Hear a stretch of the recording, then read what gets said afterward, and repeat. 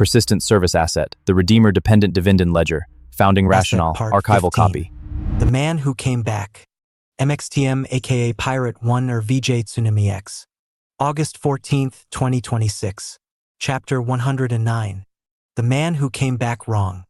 Tomás had stopped asking people whether they thought he was the same man who had gone into orbit. The question had once seemed reasonable. It had seemed like the kind of question that could be settled by documents, photographs, medical records, testimony from people who had known him before the launch, perhaps even by whatever remained of the mission archives. But the longer he remained on Earth, the more he understood that identity was not a matter of finding the correct file and matching it to the correct face. The problem was that the files themselves had been written by institutions that no longer existed in the form in which they had written them, while the man standing in front of the people who remembered him had access to memories that did not always behave like memories and knowledge that sometimes appeared without a history of acquisition. He had come back from orbit wrong. That much had become almost universally accepted. What nobody agreed upon was what wrong meant. The first people who had encountered him after his return had assumed trauma, then neurological damage, then psychological dislocation, then some form of post-isolation cognitive disturbance. Each explanation had been reasonable until Tomás demonstrated something that made reasonable explanations inconvenient. He knew things he should not have known, and he did not know things he should have known. He could look at unfamiliar equipment and understand its architecture with the confidence of someone who had worked with it for years, yet he could be unable to remember the face of someone who insisted that they had once been important to him. He could reconstruct a technical sequence from fragments no ordinary person would recognize as related, but become genuinely uncertain about where he had lived before the mission, what he had eaten the previous week, or why a particular sound could make him suddenly angry without any apparent cause. The people around him had eventually stopped trying to fit him into the category of damaged astronaut. The more unsettling possibility had begun to take its place. Perhaps the person who returned had not been damaged. Perhaps he had been managed. The thought had first appeared in Tomás's mind as an irritation rather than a revelation. It came after one of his visits to the former Redeemer community, when an engineer who had once worked on continuity systems watched him reproduce a diagnostic procedure from memory and then asked him where he had learned it. Tomás had said he didn't know. The engineer had looked at him for several seconds. "That's not quite what I asked. I don't remember learning it." "I know. Then why ask?" The engineer had turned away from the machine and closed the panel. "Because I wanted to see whether you would notice the difference." Tomás had not understood. He did now. The difference between not knowing and not remembering was the first crack. The second was realizing that there was a third condition, knowing without remembering having learned. That was where the old Redeemer people became dangerous. Not because they wanted to harm him, because some of them knew exactly what he was. The XREDMRS had never formed a single community in the conventional sense.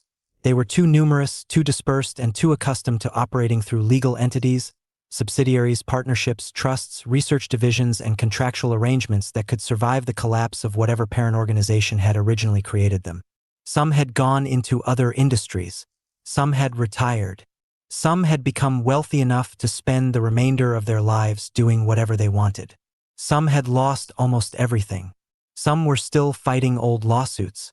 Some had been vindicated by subsequent events. Others had never recovered from being publicly associated with Redeemer during the years when every newspaper headline seemed to require a villain. But among them were people who knew things. Tomás had begun finding those people almost by accident. The first meeting had been with a systems engineer who had spent years designing continuity architectures. The second was with a biological interface specialist.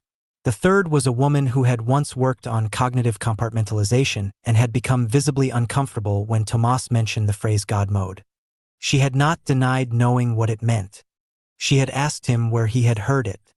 That had been enough. From then on, the conversations became more careful. Tomás learned that the God mode program had never been a single technology. It had been an architecture assembled from several disciplines: biological preservation, legal continuity, autonomous systems, cognitive management, identity persistence, protected environments, and an extraordinary amount of money. The wealthy clients who purchased it had imagined that they were buying an escape from mortality. The internal language had been more clinical. They were purchasing continuance.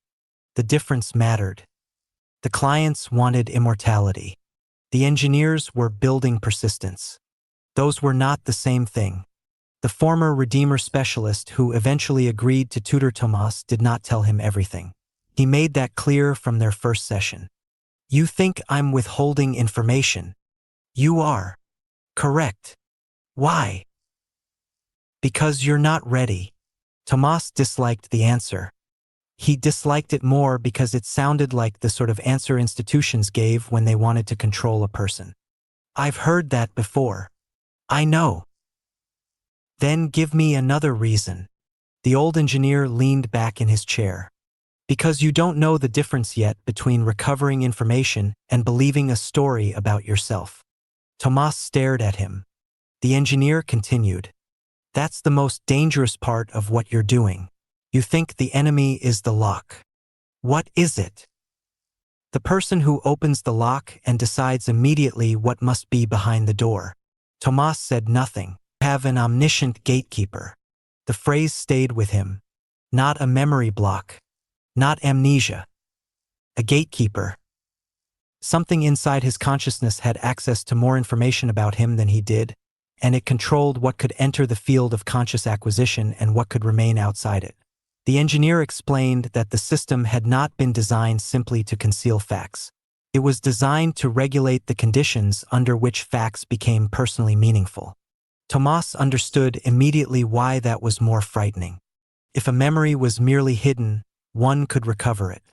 If the mechanism controlling memory also controlled the interpretation of what was recovered, then discovering a fact did not necessarily mean understanding it. You built that. The engineer looked at him. People built it. Did you? Parts of it. Was I one of the subjects? The engineer did not answer. That was an answer too. The technique they developed together was not a trick for remembering.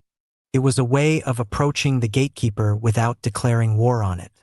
Tomás was taught to recognize the difference between spontaneous recall, externally induced association, technical recognition, and what the engineer called guardrail leakage. He learned to sit with fragments without immediately arranging them into a narrative.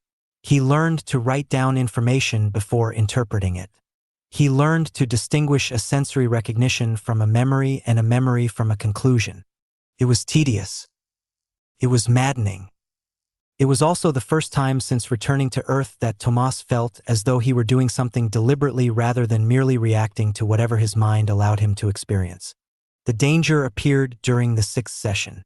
He remembered the PCU, not as an image, as pressure, a sealed environment, the sound of circulation, the particular rhythm of mechanical systems regulating a body that was not supposed to be awake. Then came the sensation of looking upward. Except there had been no upward. The image was wrong. Tomás stopped breathing. The engineer noticed immediately. Stay where you are. I was there. I know. In the PCU.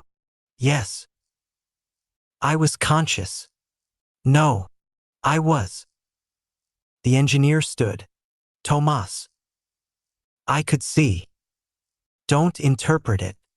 I could see the earth. Don't. I was looking at the earth. That's enough.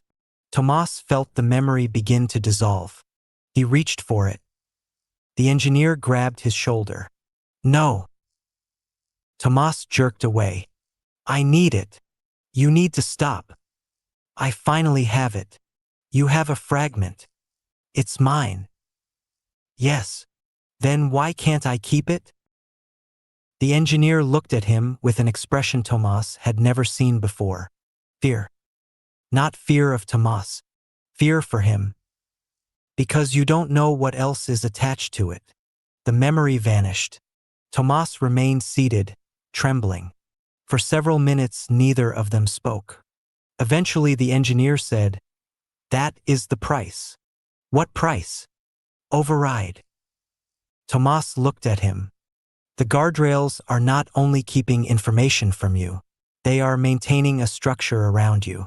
If you force too much through too quickly, you can destabilize the structure itself. Meaning you can remember something and lose something else. Tomás thought about that. Like what? Orientation, temporal sequencing, emotional continuity, recognition.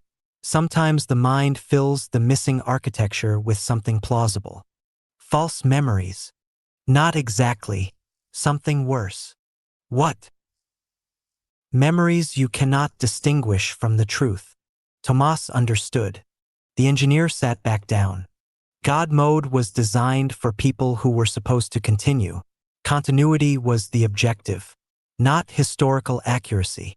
The sentence disturbed Tomás more than anything he had heard that day. Then what was I supposed to continue? The engineer looked away. I don't know. Tomás knew he was lying. He also knew the man was not ready to tell him. That was the first time Tomás understood that the truth might not be hidden because it was classified. It might be hidden because somebody was afraid of what would happen if he knew it. Vesper encountered the same problem from the opposite direction. She had not become feral in a single event. There had been no landing, no sudden rupture, no clean break between the person she had been and the person she became. Her transformation had been incremental, almost polite. She had completed assignments, trained replacements, made herself professionally redundant, and then discovered that the institutions which had depended upon her extraordinary diplomatic abilities did not necessarily know what to do with a person who had deliberately made herself unnecessary. She had become very good at leaving. That was how she eventually ended up near the open door. She had met the ground truthers before anyone had proposed the skull. She had listened to them argue about land, access, infrastructure, and autonomy. She had watched them distrust people who arrived carrying plans. She had learned which silences meant hostility and which meant calculation. She had become familiar with the peculiar vocabulary people developed when they were trying to defend a way of life that had not yet acquired an institution capable of protecting it. She had also begun asking questions about herself. The questions did not arrive in the same order as Tomás's. She did not remember orbit. She remembered conversations. She remembered languages. She remembered people who had spoken to her in languages she could no longer remember learning. She remembered diplomatic protocols whose origins were absent. She remembered knowing when someone was lying before she could explain what the lie was. She remembered training her replacement. She remembered making herself redundant. But there were gaps. Not ordinary gaps. Architectural gaps. Certain subjects became difficult to approach. Certain names produced nothing. Certain places produced an almost physical resistance. And when she tried to ask herself why, another part of her consciousness would supply an answer so smoothly that she would almost believe it. You are tired. You don't need to know. That period is irrelevant. You have already moved on. It was not a voice. It was worse. It was certainty. Vesper had begun to distrust certainty. Her sister did not understand why. Or perhaps she understood more than she admitted. The sister had inherited the trust after Redeemer's defeat in Quintana Roo. The money had survived the institutional catastrophe differently from the people who had built the system. Lawyers had protected what could be protected. Assets had moved. Obligations had been disentangled. The trust had remained. Vesper had not. Her sister had become a beneficiary of the wreckage. She had also done something that complicated the morality of the inheritance. She had begun putting the money back into the technological lineage from which it had come. Some of the capital was now finding its way into projects affiliated with former Redeemer personnel, including the increasingly ambitious infrastructure being assembled around Aldea Zama and the emerging TLP system. She was not trying to resurrect the old corporation. She knew better. But she believed that the people who had built the useful parts of Redeemer should not be forced to abandon their work because the institution had destroyed itself. Vesper could understand that. What she could not understand was why her sister became tense whenever she spoke about God mode. One evening, after a long conversation about the trust, Vesper asked directly, "Was I part of it?" Her sister did not answer. Vesper waited. "Part of what? You know." I don't. You're lying. Her sister's face tightened. You're very good at that. I was trained to be. The words came out before Vasper could stop them. Her sister looked at her. Who trained you? Vasper opened her mouth. Nothing came. For a second, she felt the familiar pressure. The gatekeeper. The answer appeared. No one important. She almost said it. Then she stopped. Her sister saw the hesitation. Vasper, I don't know. It was the first time she had said those words without allowing the mechanism inside her to complete the sentence. Her sister looked frightened. That frightened Vasper more than anything else. Tomás and Vasper did not begin their relationship by falling in love. They began by comparing notes. At first, it was almost clinical. She showed him a phrase she could translate into 4 languages but could not remember learning. He showed her a diagram he understood but could not explain. She recognized the terminology of a diplomatic protocol embedded in one of his recovered technical files. He recognized the architecture of a cognitive guardrail in one of her memories. They began meeting with notebooks, then without notebooks, then without pretending the meetings were still about research. Tomás discovered that Vasper had a habit of answering questions indirectly when she was frightened. Vasper discovered that Tomás became argumentative when he was close to remembering something he did not yet understand. They learned when to push each other and when to stop. The first time Tomás told her about the PCU, she did not ask what he remembered. She asked what he had felt. He found the question strange. Pressure. Anything else? Containment. Fear. No. Then what? Tomás thought for a long time. Purpose. Vasper wrote the word down. Why? I don't know. Don't invent it. I wasn't. You were about to. He looked at her. She smiled. You're learning. So are you. That was when something changed. Neither of them named it. They continued meeting. The former Redeemer engineer warned them both when he eventually agreed to work with Vasper. I can teach you the technique, he said. I cannot guarantee what you will find. Vasper looked at him. That's not the problem. What is? Whether what I find will still be mine. The engineer considered her. That is the correct question. Tomás was present. He had become part of the room without anyone formally deciding that he belonged there. The 3 of them sat around the same table where he had first learned to distinguish recognition from memory. The engineer looked at both of them. You are not the same case. We know, Vasper said. But the architecture overlaps. Tomás leaned forward. How many? The engineer knew what he meant. How many God mode subjects? Alive. Existing. The engineer's expression changed. That's not a number I can give you. Because you don't know? Because nobody knows. Vasper looked at Tomás. The engineer continued. There were facilities, trusts, contingency sites, protected environments, private arrangements. Some were transferred. Some were lost. Some became legally ambiguous. Some were probably abandoned. Some may still be operating exactly as designed. Meaning there may be people out there who have been waiting for a world that no longer exists. Nobody spoke. The engineer closed the file. Don't go looking for them. Tomás looked at him. Why? Because you don't know what they are. Vasper answered quietly. Neither do you. The engineer looked at her. No. That was the first honest answer he had given them. The technique worked differently on Vasper. She did not recover a complete memory. She recovered a sequence of voices. One spoke English, another French, another Spanish, another language she could understand perfectly but could not identify afterward. The voices were speaking to her as though she were someone they knew intimately. Not an employee, not a diplomat, not an asset. Something else.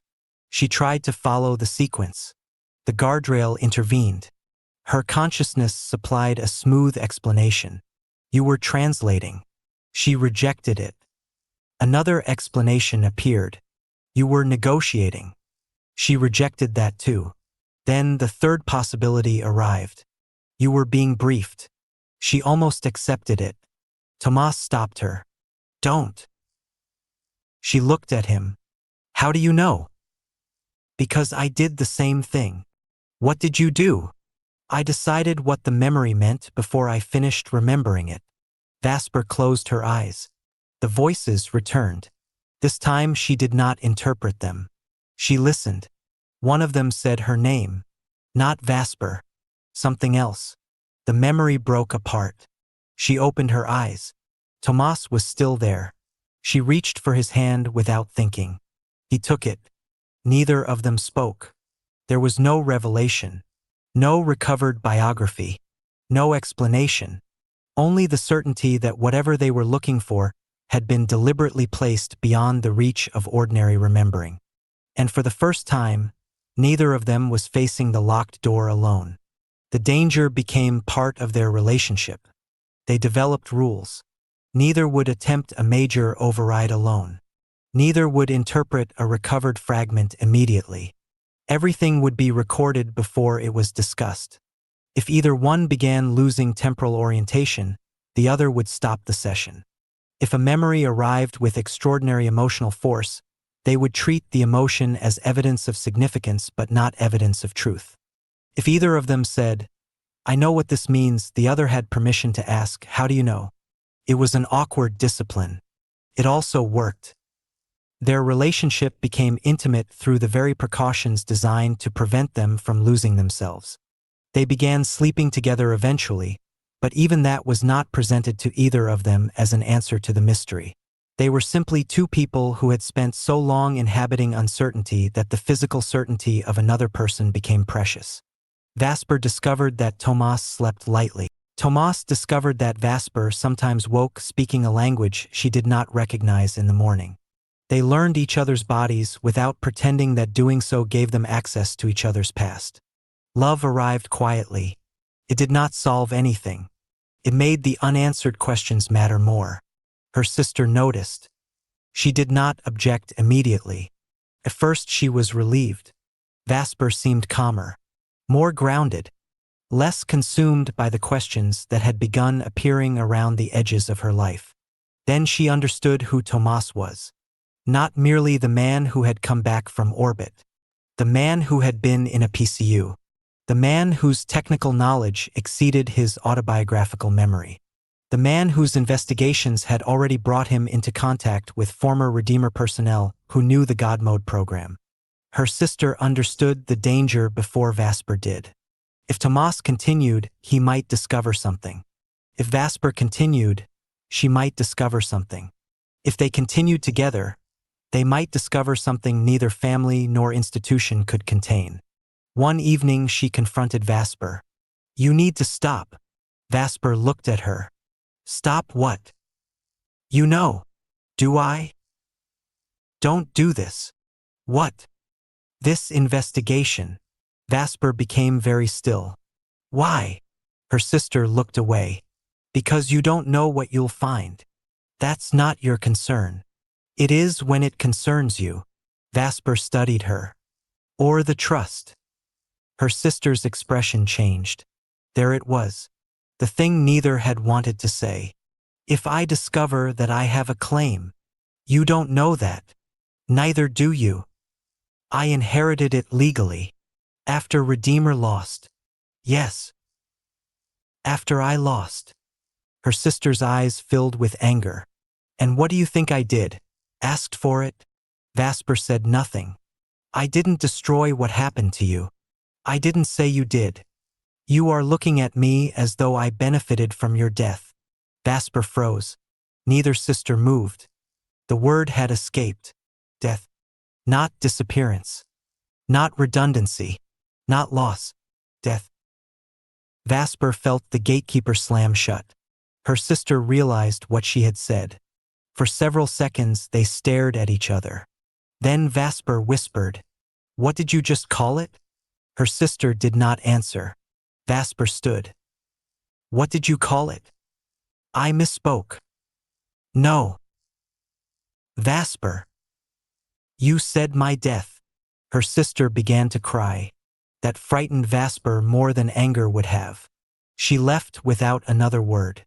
That night, Tomás found her outside. She was sitting alone beneath the trees. He did not ask what happened.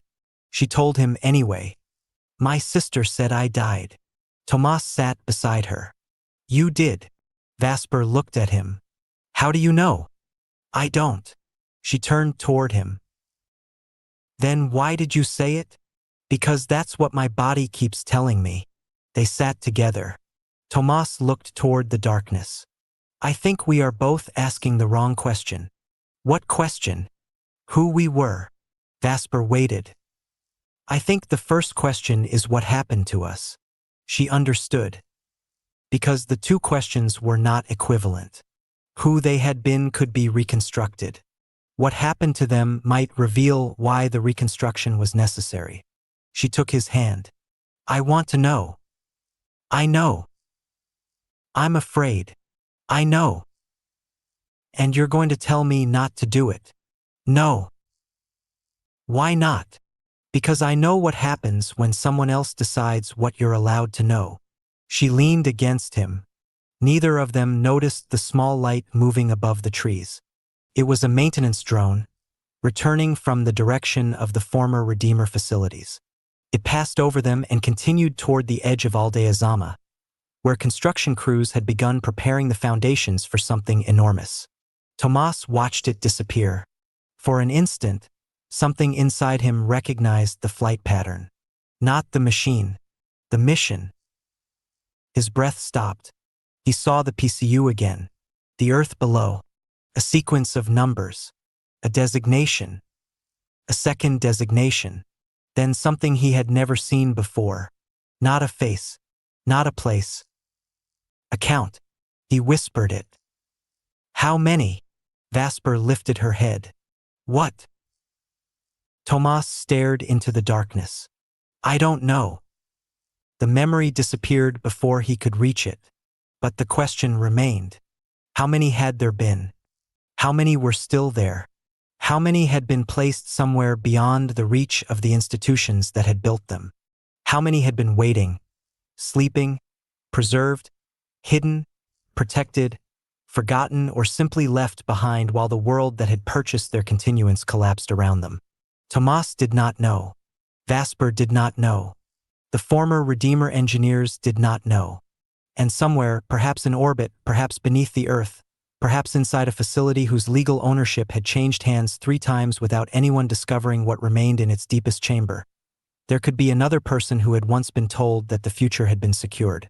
The future had arrived. It simply had not arrived for everyone at once. Tomás squeezed Vasper's hand. She squeezed back. Neither of them said that they would find the others. Neither of them promised that they would recover everything. They had learned enough about the architecture of their own minds to understand that promises could become another form of pressure.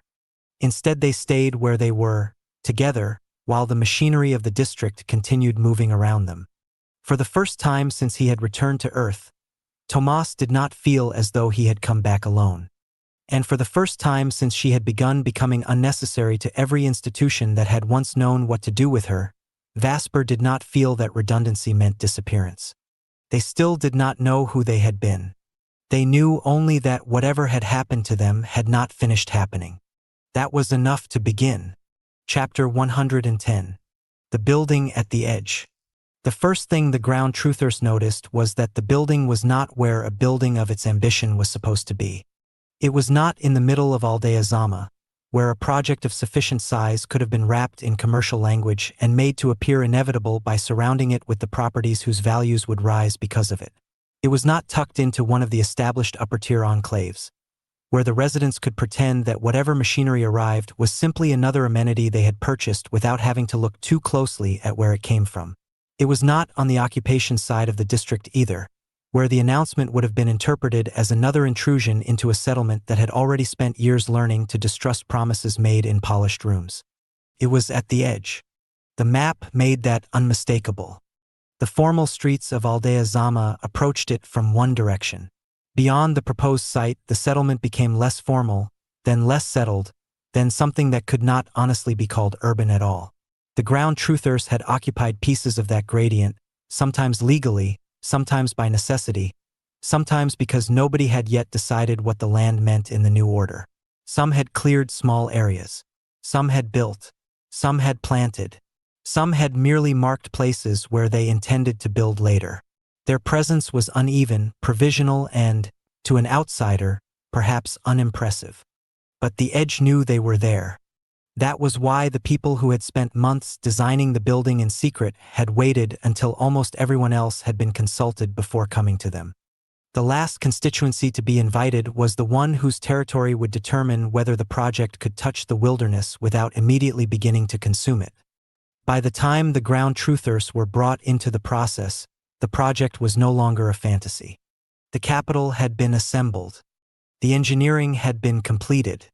The ownership structure had been divided into enough pieces to prevent any one participant from becoming the proprietor of the whole. The Skyfish Cooperative had committed its aerial logistics architecture. The Robotics Guild had committed its ground systems.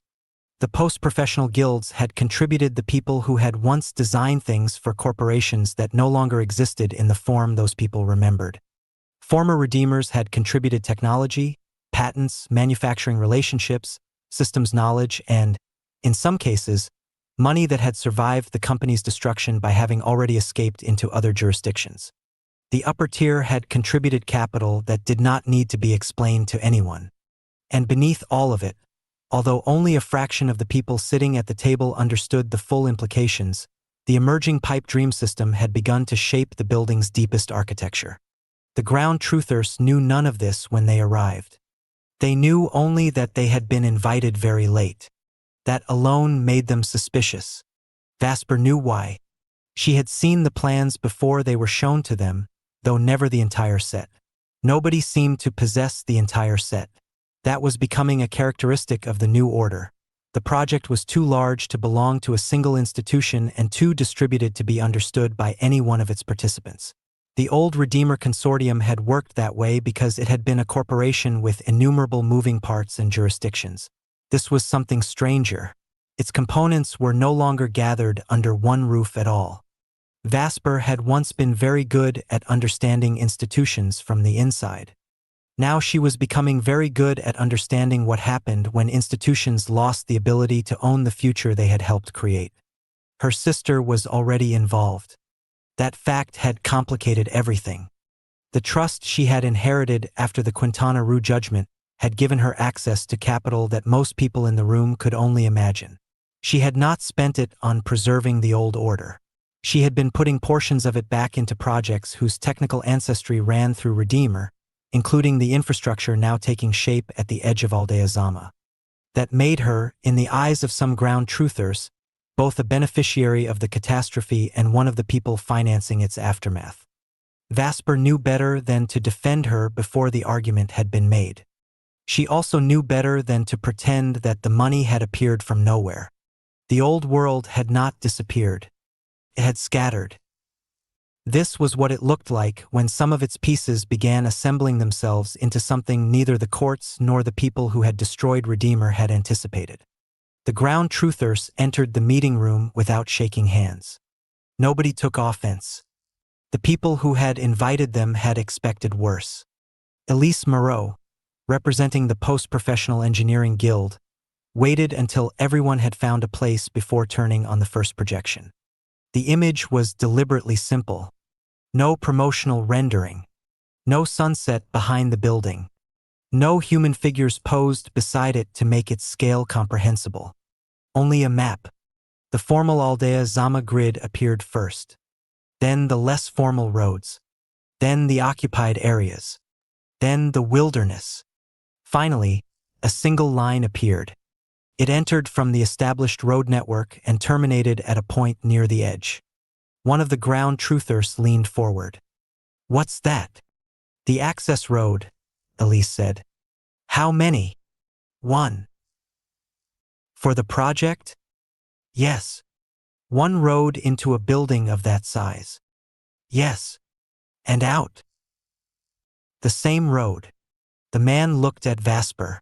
You knew about this? Not the final alignment. That's not what I asked. Vasper held his gaze. I knew there would be one. He nodded slowly, as though filing away a fact he had already suspected. Then he pointed to the map. That crosses occupied land. Elise did not pretend otherwise. It does. Whose? We'll identify every affected parcel before anything is finalized. Some aren't parcels yet. That came from a woman at the far end of the table. She had been silent until then. They're future settlements. Elise looked at her. I know. No, you don't. The woman leaned toward the projection. That piece is where 3 families intend to settle. That one is where the northern food forest is supposed to extend. That strip looks empty because nobody has built there yet. It isn't empty. Elise nodded. That's why you're here. The answer irritated the woman. You've already designed the road. We've designed a road. That's not the same thing. No. Elise looked around the room. The project exists. The road is necessary. The question is whether the project and the edge can coexist without the road becoming the mechanism by which the edge disappears. Nobody spoke. That was the first sentence that sounded like an honest reason for their presence. Not permission. Not consultation theater. Problem. A real one. And the ground truthers were being asked to solve it because they understood the problem better than the people who had drawn the original line. Vasper watched them absorb this. She had learned, during years of diplomatic work, that the most dangerous moment in a negotiation was not when people became angry. It was when they became interested. Anger could be waited out. Interest demanded an answer. Elise changed the projection. The building appeared. For several seconds, nobody said anything. The structure rose from the map at the edge of the district with an almost indecent scale. Its lower mass was dense and vertical, but the upper portion expanded outward into a vast geodesic enclosure whose geometry suggested the human skull without reproducing it literally. The form was severe enough to avoid becoming an amusement park caricature, yet unmistakable enough that nobody needed to ask what it represented. The skull was not an ornament placed on a tower. The tower seemed to be growing into it. Its ribs formed a great protective exclosure around an aerial volume in which hundreds of machines could be housed, serviced, charged, inspected, and launched. The sun-facing surfaces were designed for energy collection. The darker side carried programmable luminous panels, so that the building could become a visible civic instrument at night rather than another blank wall rising above the district. But what unsettled the ground truthers was not the skull. It was the activity inside it. Drones moved through the structure in organized streams. Cargo arrived. People arrived. Machines departed. Maintenance systems moved between decks. The building was not a monument. It was a machine for receiving the world. What is it? Someone finally asked. The Skyfish representative answered. Our first real interchange. Interchange between what? Air and ground, people and goods, autonomous systems and human circulation. And us. He looked toward the ground truthers.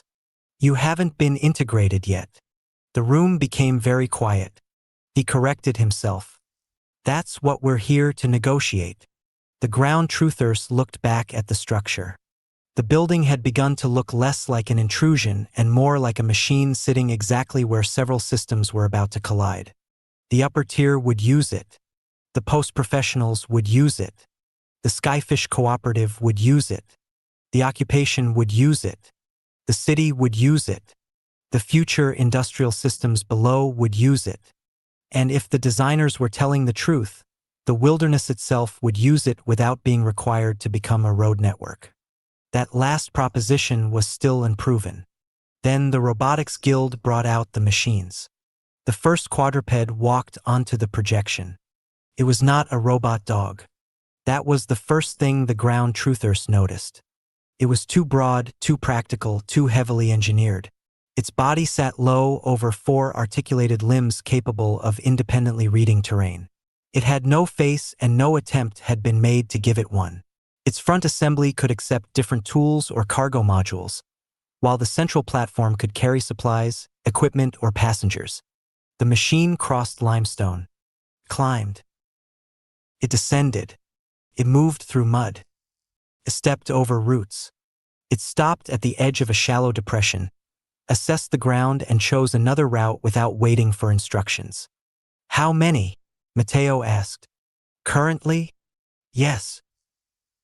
Enough for deployment. That's not a number. The robotics representative smiled. We're not trying to sell you a demonstration. The projection changed. A manufacturing hall appeared. Then another. Rows of partially assembled quadrupeds extended into the distance. The ground truther stared. They're already being built. Yes. Where? The representative hesitated only long enough to decide that the question had been anticipated. In the developing TLP industrial zone. Someone laughed incredulously. There is no TLP industrial zone. There isn't one that has been announced. The laughter stopped. Vasper watched Tomás. He had been standing at the back of the room listening. The word TLP had affected him differently from the others. Not because he understood it, because some part of him recognized the architecture implied by it. He did not speak. Vasper noticed. She always noticed. The robotics representative continued. The machines are already being manufactured in quantity. They are designed specifically to prevent the expansion of paved transportation into terrain that doesn't need it. One of the ground truthers looked at the map. So you're saying we get robots instead of roads? We're saying you don't have to build roads for them. Who owns them? The cooperative deployment pool. Meaning, they belong to the system, not to a private household or company. Can we repair them? Eventually, yes. Eventually isn't good enough. We'll train local technicians from the beginning. Can we modify them? Within safety limits. Who writes those limits? That's negotiable. That answer landed harder than a more confident one would have. The ground truthers had expected a sales pitch. Instead, they were encountering people who were willing to admit where the architecture remained unfinished. Vasper understood why. The Robotics Guild was not offering them machines as a gift. It was offering them a transportation philosophy. The machine would adapt to the terrain. The terrain would not be forced to adapt to the machine. That was why the road could remain singular. The road would carry what could not reasonably be carried any other way. Everything else could leave the road behind. The difficult part came after the machines. The map returned. The road remained. Elise enlarged the affected territory. This is where we have a problem. Your problem, Mara said. Our problem. Don't make it ours. Elise accepted that. Several existing occupations would be affected. Several planned settlements would be affected. We have no intention of pretending otherwise. Expropriation. The word hung in the room. Acquisition where possible, Elise said. Expropriation only where necessary and under the applicable transition authority. The ground truthers reacted immediately. The discussion became loud. Vasper did not intervene. She knew better. The issue had to exhaust its first layer of anger before anyone would be capable of negotiating the second. One man had built his shelter on a piece of land that the road would cross. A woman had planted trees where the road would need to turn. Another family had not yet built anything, but had spent months surveying a parcel for a future settlement. A fourth ground truther had no personal land at stake and argued that accepting the road would establish the precedent that eventually destroyed everything they had come to protect. He was the most difficult of them all, because he was right. Vasper listened as they argued. She heard the familiar structure, not whether the road was necessary, whether necessity was allowed to become precedent. That was the real question. Eventually someone asked her what she thought. Vasper stood. I think you're asking the wrong question. The room quieted.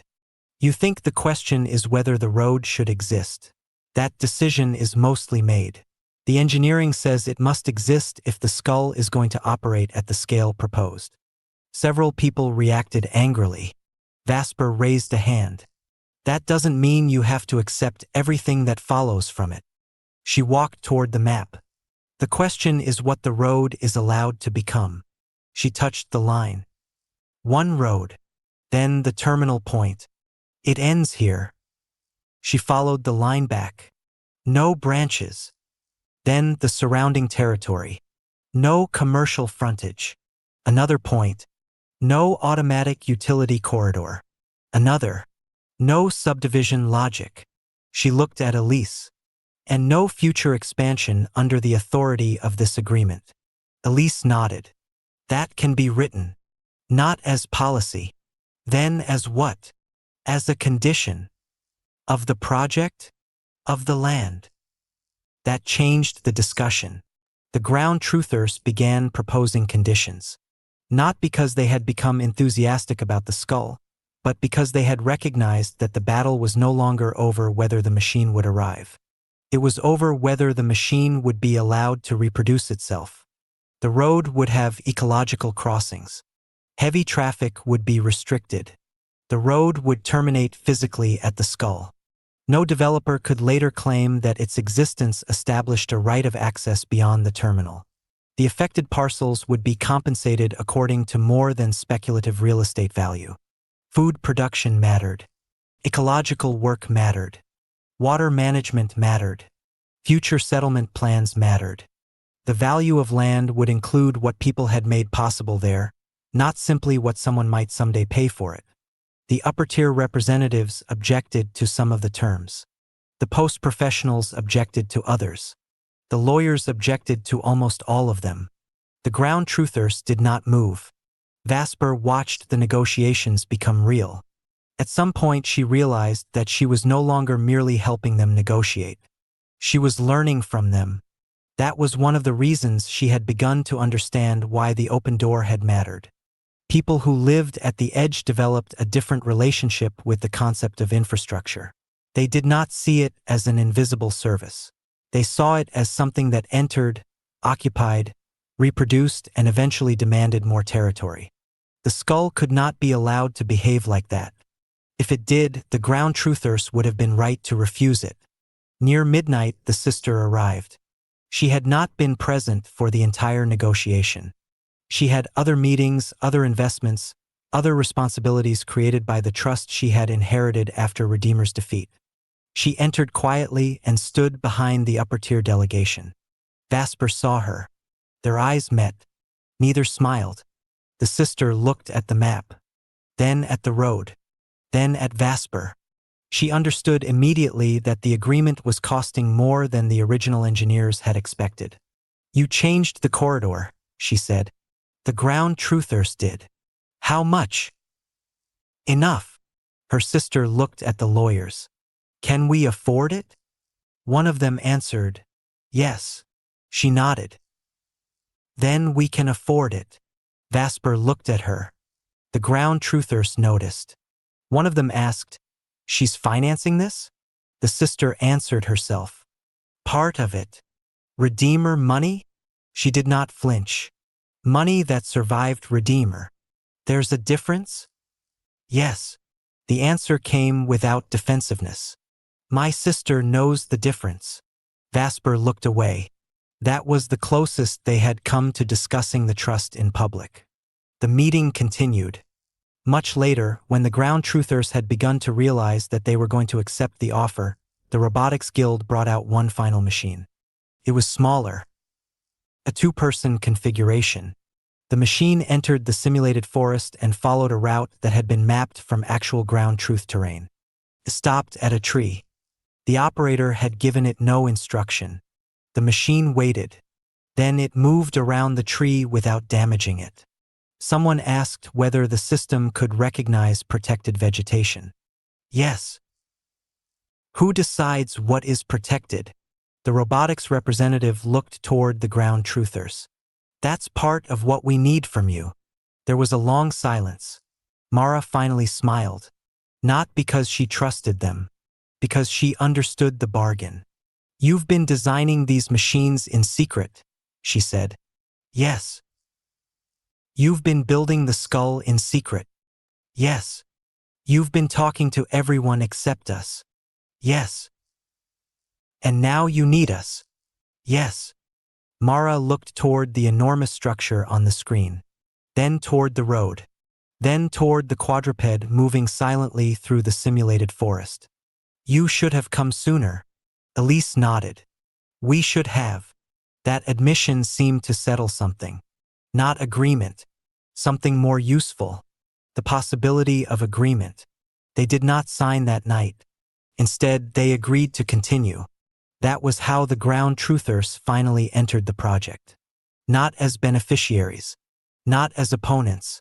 Not as an environmental advisory committee attached to a development already decided. They became one of the parties whose knowledge would be embedded into the operating conditions of the edge. The road would be built. Some land would be lost. Some families would be compensated. Some future settlements would be relocated. The skull would occupy territory that the ground truthers had considered theirs. None of that was erased by the agreement. But beyond the road, there would be no road network. There would be quadrupeds. There would be autonomous systems capable of moving through terrain without demanding that terrain be flattened first. And the ground truthers would have a say in how those systems learned the difference between a path and a boundary. By the time everyone left, the building looked different on the map. It was still enormous, still absurd, still expensive, still slightly menacing, but it no longer looked like a building imposed upon the wilderness. It looked like a machine positioned deliberately at the point where the city ended. Vasper remained behind with Tomás.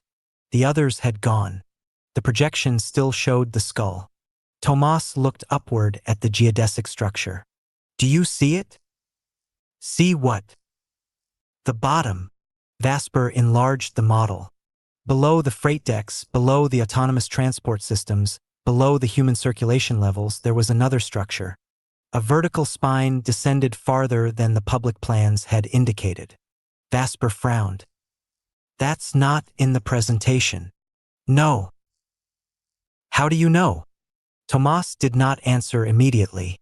His face had changed. Vasper recognized the expression. It was the same one he wore when something inside him recognized a thing before his conscious mind could explain why. "Tomás." He touched the screen. "I've seen this." "Where?" He shook his head. "I don't know." "Then don't interpret it." He smiled faintly. "You taught me that." "No. Someone taught us both." The image remained between them. The lower spine disappeared beneath the foundation and continued into the geological volume beneath the site. Not a basement. Not a conventional tunnel. An interface. Vasper stared at it. "Pipe dream." Tomás looked at her. She had not meant to say the words. Neither had been told. Neither had been shown. Yet both understood that the building had been designed not merely to touch the sky. It had been designed to touch something below. The skull was the visible part. The edge was the geographic part. The real structure extended in 3 directions at once. Into the air. Across the land. And downward. Vasper closed the model. "We're not supposed to know that yet." Tomás looked at her. "Then we should probably find out why." She smiled.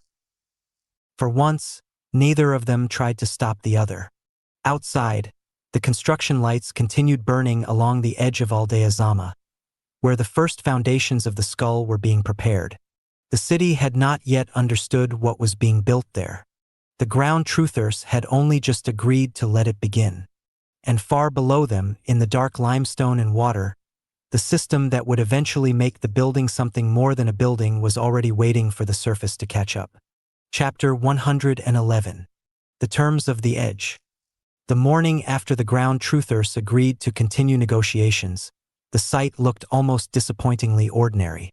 There were no towers yet, no drones circling the proposed aerodrome, No great geodesic skull suspended above the trees to announce that the edge of Aldea Zama had become the first frontier of something much larger.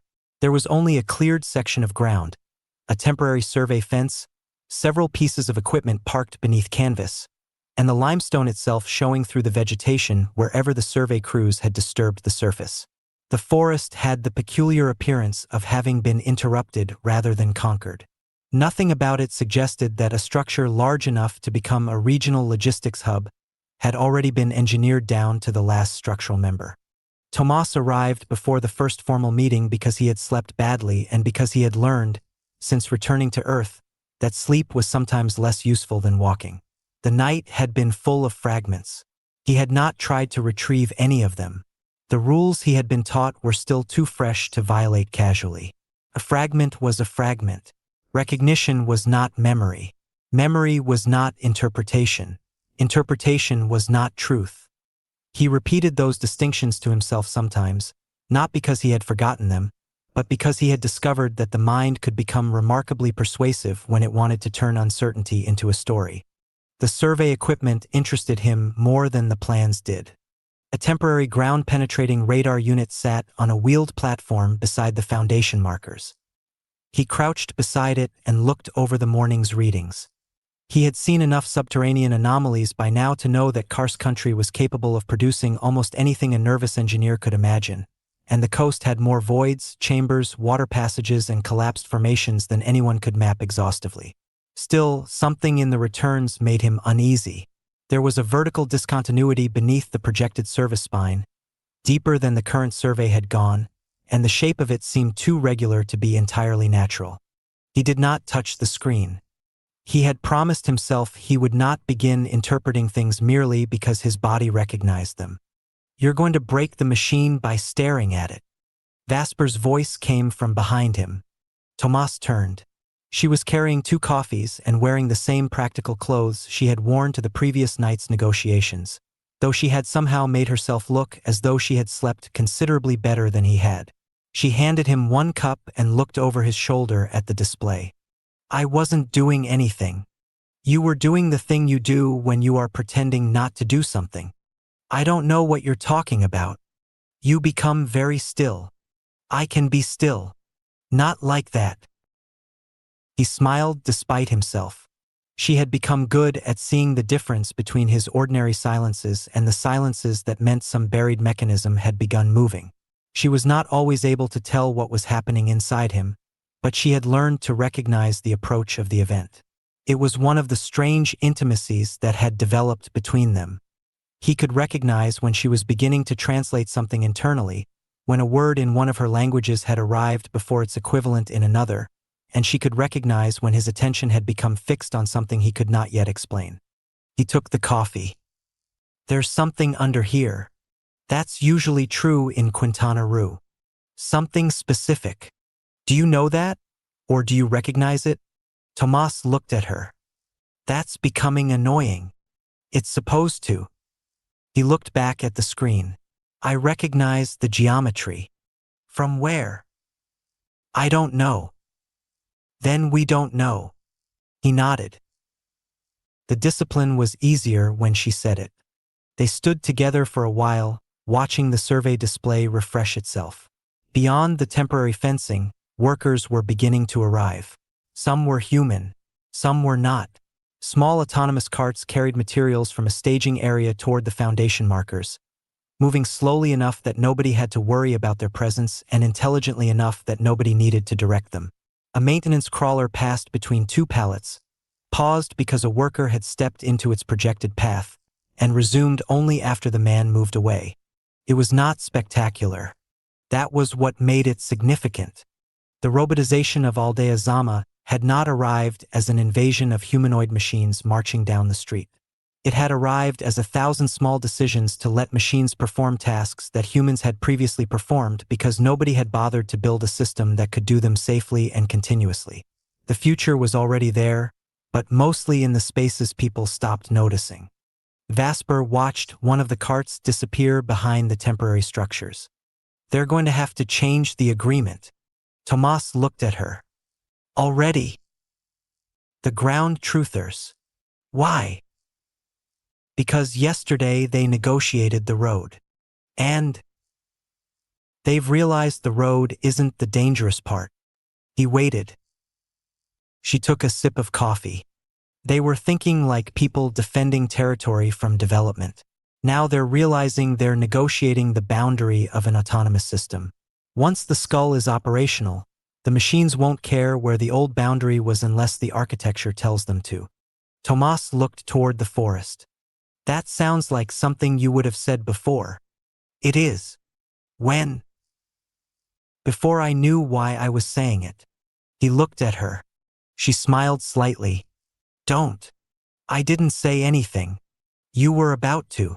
He turned back toward the survey equipment. You're getting good at this. I had excellent training. She said it lightly, but neither of them missed the ambiguity.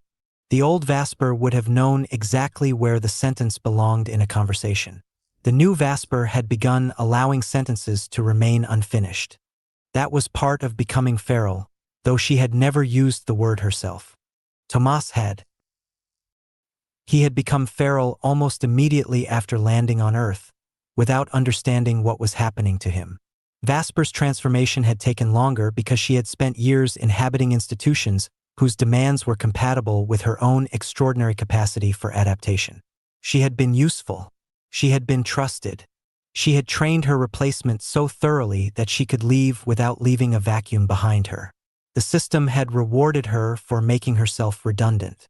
Then, gradually, she had begun to suspect that redundancy was not the same as freedom.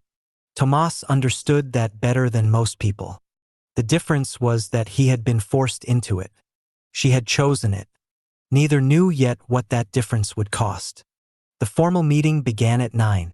It took place in a temporary building overlooking the future site, with the walls opened on two sides so that nobody could pretend the project was being discussed somewhere separate from the terrain it would alter. The arrangement had been deliberate.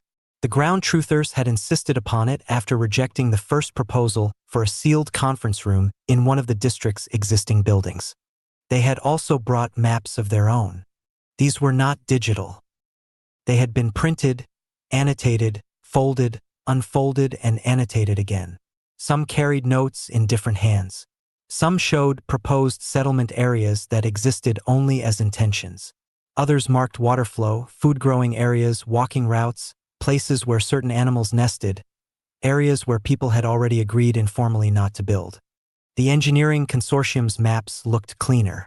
The ground truthers' maps contained more information. That difference had become impossible to ignore. Elise began by acknowledging it. We've reviewed everything you gave us last night. Mara, who had become the most persistent voice in the ground truther delegation, leaned back. And we were wrong about 3 things. Nobody expected that answer. Elise continued before anyone could interrupt. We assumed some of the unbuilt areas were simply undeveloped. They aren't. We assumed the drainage pattern around the northern corridor could be engineered around. It can't without creating secondary effects that would be unacceptable. And we assumed the aerial and ground systems could be separated operationally once the skull is active. She looked toward the Skyfish representative. They can't. The Skyfish man nodded. The building isn't an airport in the conventional sense, he said. It's an interchange. Air traffic, ground transport, cargo handling, maintenance, and human circulation are all coupled. Which means, Mara asked, which means the decisions made about the ground boundary will affect the airspace boundary. And the airspace boundary will affect the ground. Yes. One of the ground truthers looked irritated. You're telling us that the thing is more complicated than you told us. No, Elise said. We're telling you that now we know how complicated it actually is. That distinction did not satisfy everyone, but it was honest. The next 3 hours were spent redrawing the project. The road remained. That had become unavoidable. But its legal and physical character changed. It would not be a development road in the ordinary sense. It would be a controlled logistics corridor with no automatic development rights attached to it. The parcels affected by the alignment would be treated individually rather than absorbed into a generic acquisition zone. Existing occupants would receive compensation and relocation rights negotiated case by case, while future settlement claims would be reviewed according to the actual history of occupation and use rather than whichever claimant had the most persuasive lawyer. The ground truthers insisted on another condition. The road could not become a precedent, could reach the skull, could service the skull, could be widened only under a new agreement. It could not be used as an argument that the wilderness beyond it had become available. The lawyers spent 20 minutes objecting to the wording. Mara spent 40 minutes making it worse for them. Eventually Vasper intervened, not to settle the argument but to translate it into something the lawyers could accept without losing the principle. She had done this thousands of times in other contexts. What made this different was that she no longer had an institutional mandate. There was nobody behind her. Nobody could fire her for negotiating too aggressively. Nobody could promote her for getting the desired result. She was doing it because she had decided that the result mattered. That realization disturbed her more than she admitted. Her old life had been built around mandates. Now she was beginning to understand what it meant to act without one. Tomás watched her from across the room. He recognized the expression. She was afraid, not of the ground truthers, of herself. By lunchtime, the project had acquired its first real constitution. It was not called that. The lawyers called it a site protocol. The ground truthers called it a boundary agreement. The engineers called it a constraints package. The Skyfish Cooperative called it an operating envelope. Nobody called it a constitution because that word carried implications nobody was ready to discuss. But it functioned like one. The skull would sit at the edge. Its footprint was fixed. Its aerial exclosure would have a defined operational volume. Its ground access would be singular. Its autonomous transportation systems would be permitted to operate beyond the road, but only according to ecological and community protocols developed jointly with the ground truthers. Human passengers would not simply walk into active drone zones. The building's circulation system would separate people from autonomous traffic, with enclosed human transport corridors connecting the terminal, lower decks, and public spaces. The reason was not that the designers distrusted robots. Quite the opposite. They distrusted the possibility of a machine malfunctioning in an environment where humans had been placed directly inside its operational volume. The skull would therefore protect people from machines precisely because the machines were expected to become reliable enough to operate continuously. Goods would be treated differently. Cargo would move through autonomous systems almost from arrival to destination. The lower decks would become the district's last-mile logistics layer. Packages, food, building materials, medical supplies, waste, replacement components, and everything else that could be moved without a human passenger would enter the machine network there. The building would not merely bring people to Aldea Zama. It would feed the district. That was when one of the ground truthers finally understood what the project represented. "This isn't a building," he said. Elise smiled. "No." He looked at the plans again. "It's a port." "Yes. Except there's no water. Not at the top." He looked at her. She did not explain. Nobody did. The lower spine was still absent from the public discussion. The first workers began preparing the actual foundation markers that afternoon.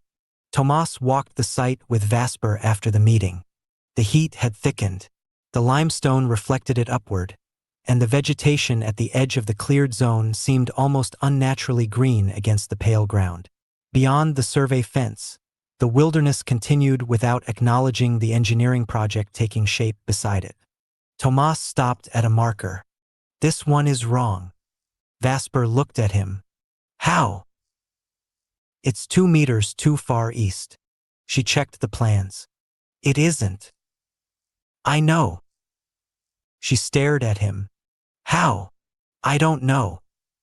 She did not immediately challenge him. Instead, she walked to the marker and looked at the terrain. The ground sloped almost imperceptibly toward a depression obscured by vegetation. She crouched, cleared a little soil with her hand, and exposed a thin line of damp limestone. "Water." Tomás nodded. Seasonal. How do you know? I don't. They both laughed. Then Vasper stopped.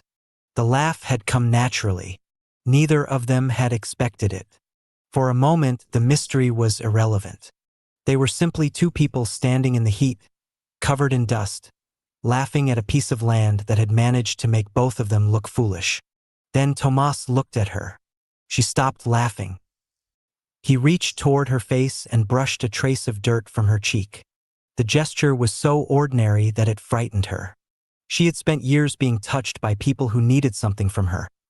A signature, a decision, an assurance, a translation, a concession, a promise. She had become so accustomed to touch having a purpose that the absence of one made it almost unbearable. Tomás withdrew his hand. You had dirt. I know. You didn't. I know. He looked confused. She smiled. I just wanted you to do it. He understood. Neither said anything else. The machines continued working around them. That evening, Vasper's sister came to the site alone. She found Vasper near the temporary offices. You changed the deal. We improved it. You made it more expensive. Yes. The sister looked toward the foundation area. I approved the additional expenditure. Vasper studied her. Why? Because you were right. That answer surprised her. About what? The ground truthers. Vasper waited. Her sister looked at the forest. I thought they were resisting the project because they were afraid of change. I was wrong. They're resisting because they've seen what happens when a piece of infrastructure becomes an excuse for the next piece. Vasper smiled faintly. You sound like me. I've had a good teacher. That was almost tender. Then the tenderness disappeared. Her sister looked directly at her. How far are you going to take this? Vasper knew what she meant. Far enough. That's not an answer. It's the only one I have. You've been asking questions about before. Vasper did not reply. You've been talking to people from Redeemer. Yes. About God mode. Yes. Her sister's face tightened. I don't want you doing that alone. I don't. The answer landed harder than Vasper expected. Her sister understood immediately. Tomás. Vasper nodded. Her sister looked away. I don't trust what happened to either of you. Neither do we. I mean it, Vasper. I don't trust the people who built you. I don't know who built me. You know what I mean? No. Her sister turned back. If you recover everything, you may discover things that can't be undone. Vasper looked at her for a long moment. So may you. The sister's face went pale. Neither woman moved. The trust was not mentioned. It did not have to be. The possibility had entered the room between them and would remain there. Later that night, Tomás returned to the temporary survey station. The radar equipment was still running. He looked at the screen. The anomaly beneath the skull had changed. Not physically. The equipment had been recalibrated. A second system was now feeding data into the survey. Tomás leaned closer. He felt the familiar pressure behind his eyes. The gatekeeper. He did not push. He simply watched. A line appeared, then another. The geometry below the site resolved itself into a network. Not a single chamber. Not one cavity. A system. The old engineer's warning returned to him. Don't decide what it means. Tomás took out his notebook. He wrote down exactly what he could observe. Depth, orientation, signal strength, shape. Then he stopped. Something had appeared at the bottom of the display. A designation. He did not recognize the characters consciously. His body did. He wrote them down anyway. Vasper entered the room behind him. She saw the notebook. What is it? I don't know. She came closer. He showed her. She looked at the notation. Her face changed. Where did you get that? Here. That's not what I mean. She touched the page. I've seen this. Where? I don't know. They looked at each other. Neither attempted to retrieve anything. Neither tried to override the guardrails. For once, they did exactly what they had been taught. They recorded the fact. They preserved the uncertainty. They left the question unanswered. Outside, the first temporary foundation lights came on along the edge of the forest, illuminating the markers one by one. Beyond them, Aldea Zama continued its ordinary evening. People eating, arguing, repairing things, returning from work, settling into rooms that had once been impossible to imagine and that had now become merely home. The skull did not yet exist. The road did not yet exist. The aerodrome port did not yet exist. The subterranean interface certainly did not exist in any form that the public could see. But the agreements were beginning to exist. The machines were already being manufactured. The capital was already moving. The ground truthers had entered the process. The post-professionals were no longer merely displaced professionals looking for somewhere to begin again. They were becoming the engineers, administrators, translators, fabricators, and organizers of a new district.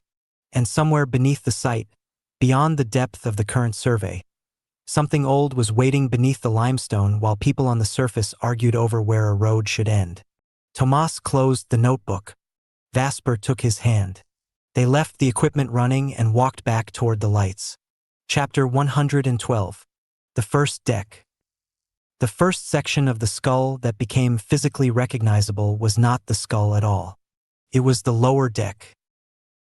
From a distance, the construction site still looked like an oversized foundation project, a collection of cranes and temporary structures gathered at the edge of Aldea Zama, where the formal district gave way to the irregular settlement patterns and wilderness occupations beyond it. The upper-tier residents who watched from balconies and rooftop terraces could not yet see the architecture that had made the project controversial. The ground truthers, who had begun walking the perimeter almost daily, could see it even less clearly because the engineers had deliberately kept the early construction low. The first thing to rise above the limestone was a broad horizontal structure designed to carry weight rather than impress anyone. It was the first deck of the logistics hub, and its purpose was almost entirely invisible to a person accustomed to thinking of buildings as places where people lived or worked. There were no apartments in it. There were no offices. There was no reception lobby, no restaurant, no retail promenade, no ornamental plaza, and no collection of expensive public amenities intended to persuade people that a transportation system was actually a lifestyle product. The deck was a machine floor, and the machine floor was being built first because everything above it depended on the assumption that the building would eventually move enormous quantities of material without requiring enormous quantities of human labor.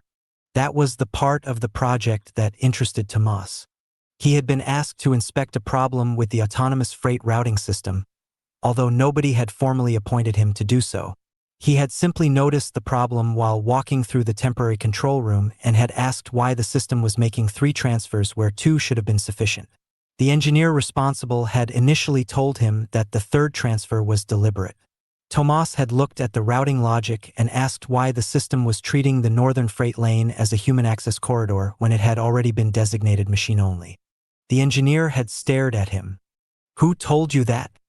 "No one." "Then how did you know?" Tomás had shrugged. "I don't know." That answer no longer surprised the people around him. They had begun to understand that his lack of explanation was not evasiveness.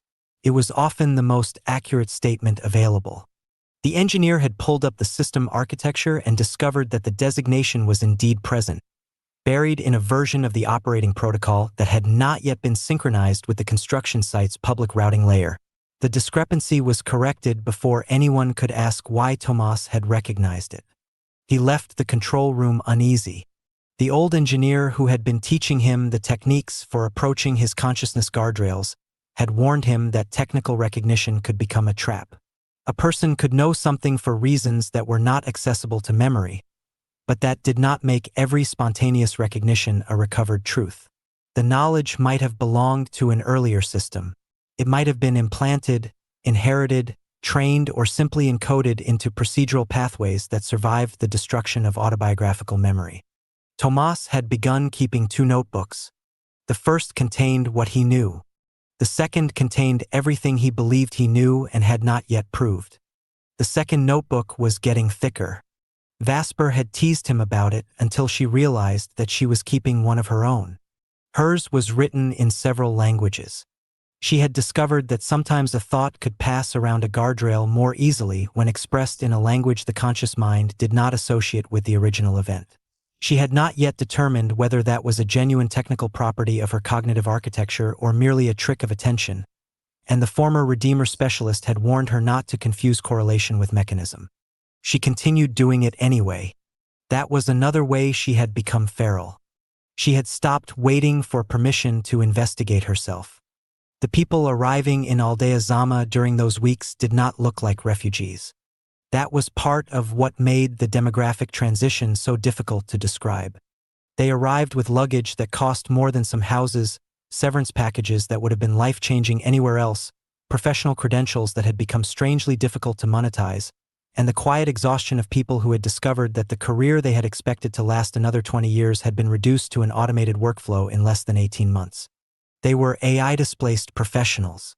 Some had been software architects. Some had been financial analysts. Some had designed industrial systems. Some had been lawyers whose first drafts were now produced by models before the client had finished explaining the problem. Some had been physicians whose diagnostic workload had been transformed by systems that could read more images than any human department could process. Some had worked in logistics, architecture, engineering, advertising, media, translation, procurement, education, and research. They were not poor. They were not necessarily angry. Many had received generous severance packages precisely because their employers wanted to avoid the appearance of having discarded people who had spent decades making the companies valuable. They had enough money to pause.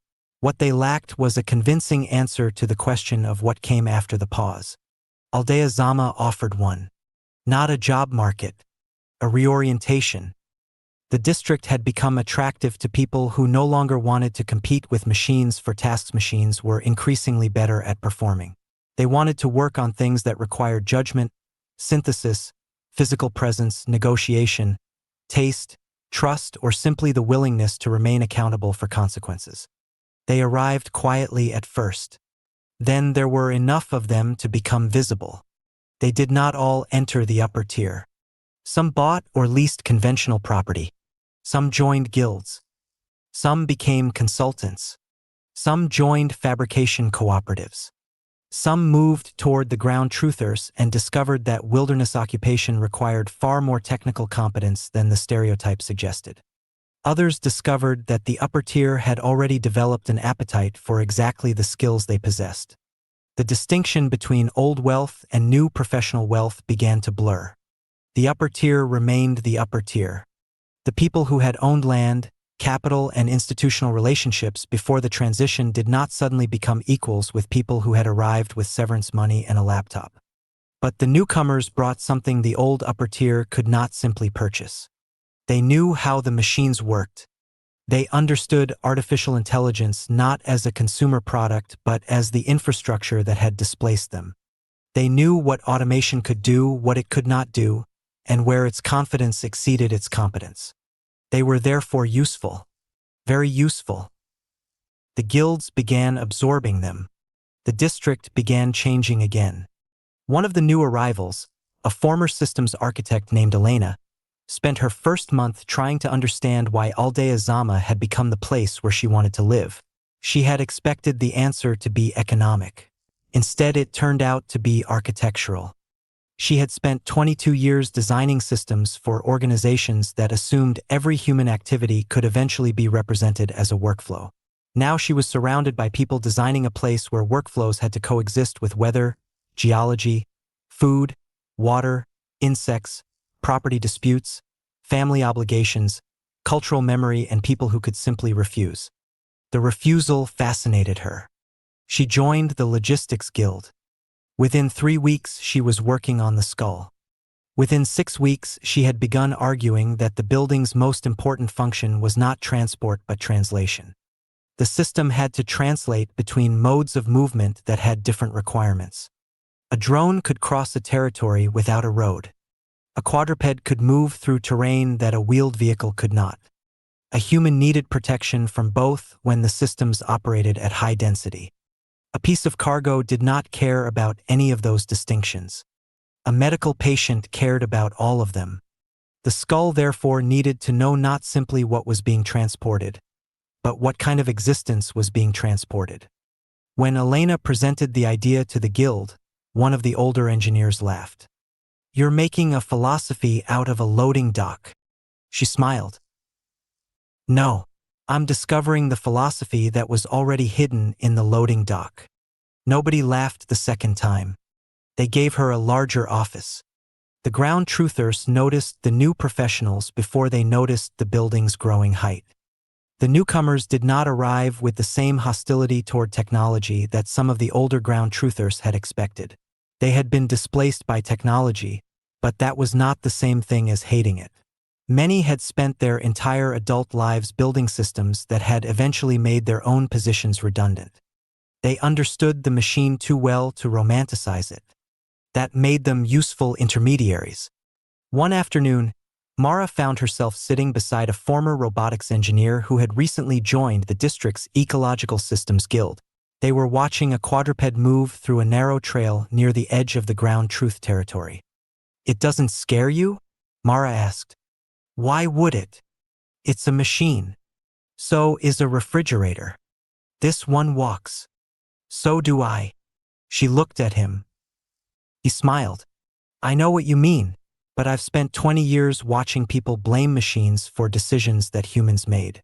I don't want to do that anymore." The quadruped stopped. A small sensor array rotated. It had encountered a fallen branch. The machine did not climb over it. Instead, it moved around it, then stopped again. The engineer frowned. "That's new." "What?" "It used to step over those." "Why did it stop?" "I don't know." He walked toward the machine. Mara followed. The robot had detected a cluster of seedlings beneath the branch. It had been taught, through the ecological mapping system developed with the ground truthers, to treat the area as a protected regeneration zone. The engineer crouched beside it. "Someone changed the model." Mara looked at him. "Who?" He looked at her. "Probably you." She laughed. "I don't know how to program a robot." "You don't need to. You told us where not to step." That was the beginning of something neither of them recognized at the time. The ground truthers had begun to understand that the new professionals were not another population waiting to be absorbed into the upper tier. Some of them wanted the upper tier. Some did not. Some wanted the wilderness. Some wanted the city. Some wanted both. The district did not require them to choose immediately. That flexibility became one of Aldea Zama's most important assets. The upper tier noticed too. Aldea Zama had always been divided, but the division had become more sophisticated. The wealthy did not all live behind the same walls anymore. There were several versions of exclusivity, each defined by different combinations of land, technology, privacy, access, and social capital. Some properties remained nearly empty for most of the year. Others were occupied by families who had made Aldea Zama their permanent base. Some compounds were essentially private infrastructure nodes, connected to the district without participating in its ordinary social life. The arrival of the AI-displaced professionals changed that environment. A new middle layer began forming. It was not middle class in the old economic sense. Some of these people were richer than most of the upper tier's permanent residents had been 20 years earlier. What distinguished them was not wealth but participation. They had enough money to choose where to live, enough expertise to influence what was being built, and enough time to decide that their second life should not simply be a slower version of their first. The upper tier began hiring them. The guilds began recruiting them. The ground truthers began learning from them. And the professionals themselves began learning that they could not simply transplant the assumptions of the world that had displaced them. That realization produced friction. A former software executive arrived at a ground truth settlement with a proposal to automate food distribution. Mara listened to him for 20 minutes. Then she asked, "Who decides what gets automated?" He answered, "The community." "Which community?" He paused. "Everyone affected." "Who counts as affected?" He paused again. Mara smiled. "Welcome." The executive later joined the governance guild. He never proposed an automated food system again without first asking who would have to live with it. By the time the first major vertical supports of the skull were ready to rise, the project had already changed the district more than anyone had expected. The building itself was still mostly horizontal at ground level, but its construction had created a new rhythm of movement around it. Goods arrived at the edge instead of being distributed through ordinary streets. Construction materials were increasingly handled by autonomous systems. Human workers entered enclosed maintenance corridors rather than moving through active machine zones. Drones began testing the aerial volumes above the site in short, tightly controlled flights. The Skyfish Cooperative was particularly careful. They did not want a swarm. They wanted an ecosystem of flight. The distinction mattered because uncontrolled drone density would make the upper exclosure dangerous for birds, insects, and machines alike. The skull's aerial environment had therefore been designed around separation, scheduling, and controlled launch corridors, rather than the fantasy of thousands of devices moving simultaneously through open space. The first test was conducted before sunrise. Tomás watched from the edge of the site with Vasper. The geodesic structure was beginning to rise behind them, though it still looked more like an enormous skeleton than a skull. The engineers had left the upper volume open enough that the first rays of sunlight passed through the structural ribs and illuminated the deck below. A drone emerged from the temporary launch platform. It rose. Another followed. Then 3 more. They moved independently but not randomly. Each had a designated volume. Each knew the others existed. The system adjusted their trajectories continuously. Vasper watched the flight pattern. "You understand that?" Tomás shook his head. "No. You were watching it like you did. I recognized the coordination architecture." "From where?" He looked at her. She waited. He did not answer. Instead he said, "I think I saw something like it in orbit." She did not ask for more. That was another rule. The drone formation changed. One unit broke from the pattern and descended. The others adjusted. For a second, Tomás experienced the pressure again. Not a memory. A sensation. A command environment. A mission. He closed his eyes. Vasper touched his arm. "Stay here." He breathed slowly. "I am. Good."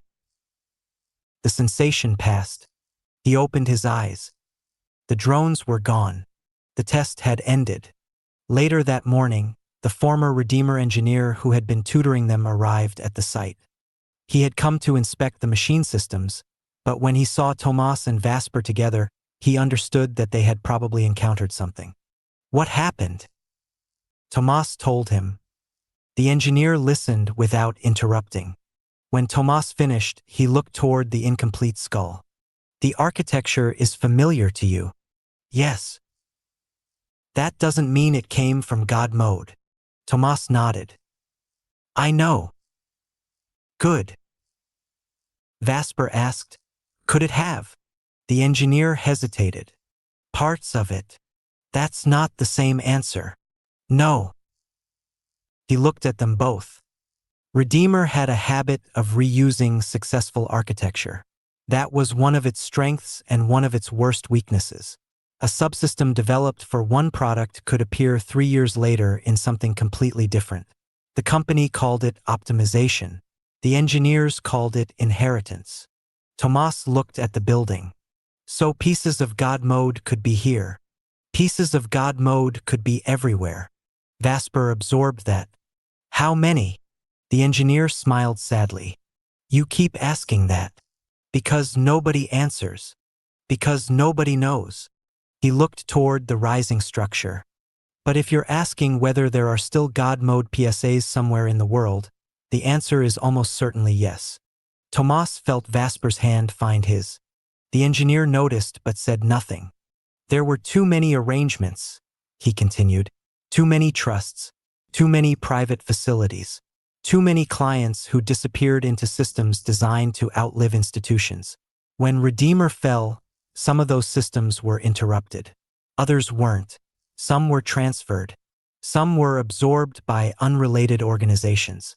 Some may still be functioning without anyone outside the original chain knowing exactly what is inside them. And some are awake, Vasper said. The engineer looked at her. Some may be. She understood the difference between that answer and certainty. So did Tomás. They did not ask again. The first completed section of the Skull's lower deck opened 3 weeks later. There was no ceremony. The district had become suspicious of ceremonies because ceremonies had a habit of making unfinished things look finished. Instead, the first shipment entered. It was ordinary, a pallet of medical supplies. The autonomous vehicle carrying it approached the new deck, slowed, identified itself, and entered the machine corridor. Human access doors remained closed. The cargo was transferred without anyone touching it. A second system took possession of the pallet and carried it toward a sealed storage zone. The entire process was watched by engineers, guild representatives, ground truth observers, upper-tier investors, and several AI-displaced professionals who had begun treating the Skull as their collective second chance. Mara stood beside Elena. "That's it." Elena nodded. "The first one." Mara watched the pallet disappear. "I expected something." "You did." "I don't know what." Elena smiled.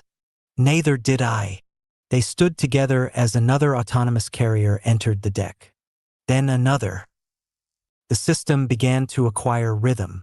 No applause. No speeches. Just movement. Goods had entered the building without passing through the city. That was the first proof that the architecture worked. The implications would take much longer to understand. At the edge of the site, beyond the construction fencing, a group of ground truthers watched the machines and then turned back toward their settlements. Their own quadrupeds would soon begin arriving. The first road segment was being graded. The expropriation agreements had not made everyone happy, and they never would, but the boundary conditions were now written into the project. The city would reach the Skull. The Skull would not automatically reach the wilderness. For the moment, that distinction held. Above them, the first permanent structural members of the geodesic exclosure were being lifted into position. The shape of the future was beginning to become visible. And somewhere beneath the new logistics deck, the survey equipment continued recording a subterranean geometry that nobody had yet decided how to explain. Chapter 113. The people who arrived after. The first people to move into the Skull did not arrive by air. They came through the construction gate carrying coffee, tool cases, backpacks, rolled drawings, and the peculiar collection of objects that accumulated around people who had spent their professional lives working inside buildings they no longer had any reason to enter. The first occupied spaces were temporary ones, unfinished offices along the southern side of the lower deck, where the mechanical systems were still exposed and the walls had not yet received their permanent finishes. The people moving into them were not employees in the old sense. Most of them had already been employees somewhere else, often very recently, and many had received enough money when their positions disappeared to make the next decision genuinely difficult. They were the AI-displaced professionals. There was nothing particularly desperate about them when they arrived. Some had severance packages larger than the annual budgets of the organizations that had once employed them. Some had investments. Some owned houses in other countries. Some had children in expensive schools and spouses who still had careers.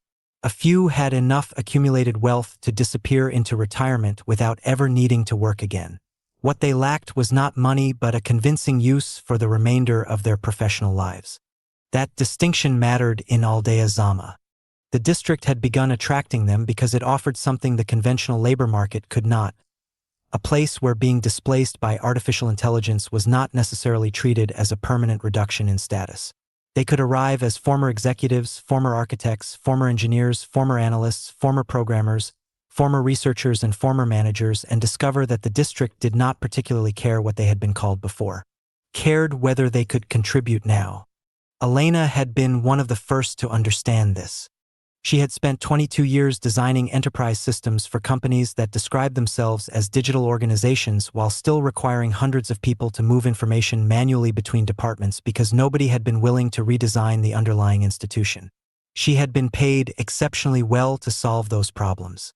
Then the models arrived, the internal tools improved, and one afternoon she was invited into a room with 3 executives and an automated transcription system.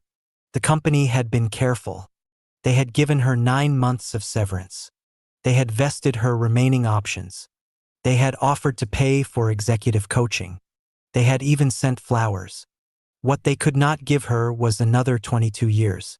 She had spent 6 months traveling before someone told her about Aldea Zama.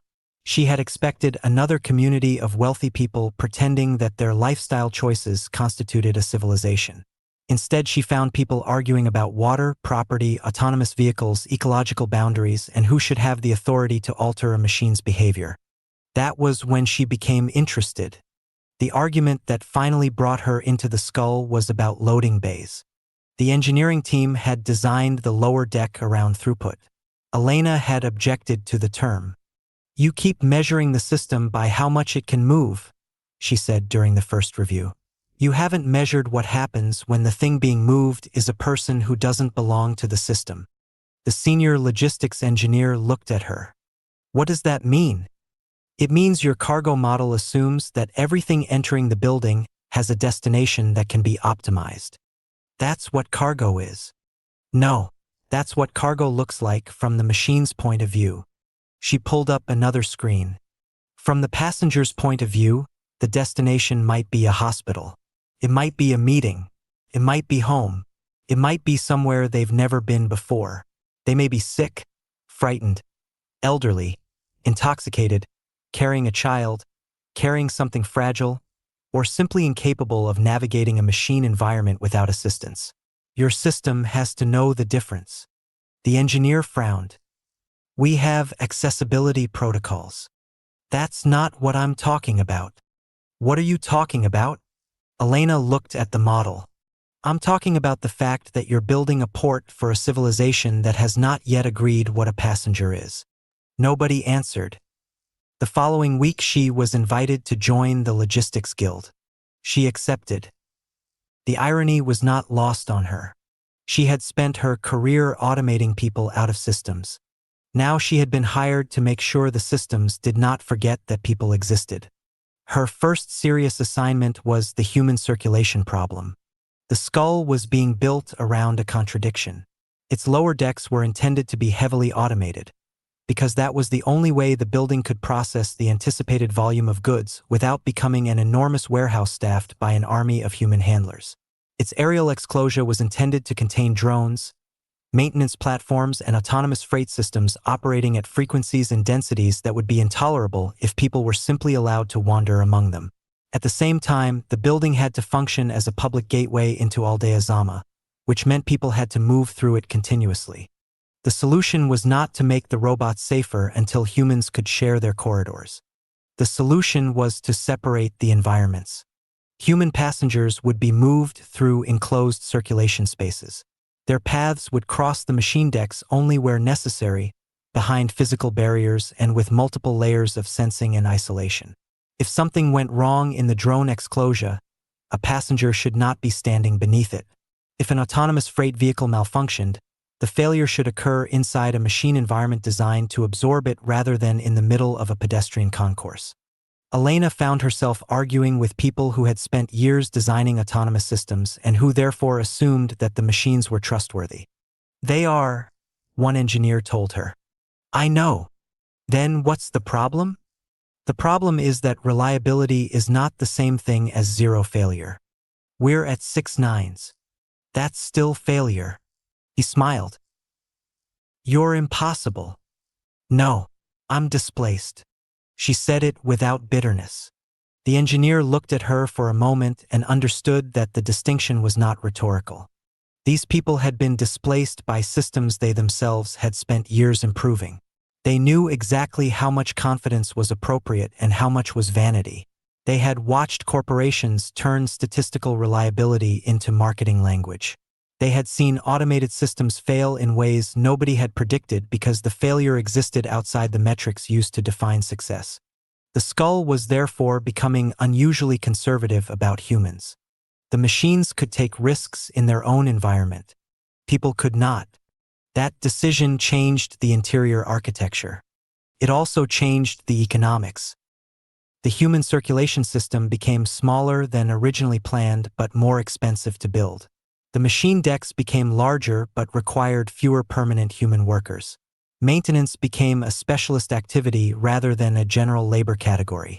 The people who remained in the machine environment were not warehouse workers in the traditional sense.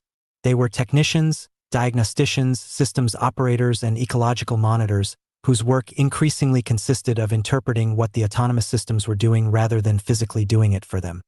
The AI-displaced professionals found themselves unexpectedly valuable. The people who had once been told that their jobs had been automated were now being paid to understand automation's consequences. The ground truthers were less impressed. They had watched the skull grow for months and had learned to distinguish the parts of the project that represented genuine transformation from those that represented expensive theater.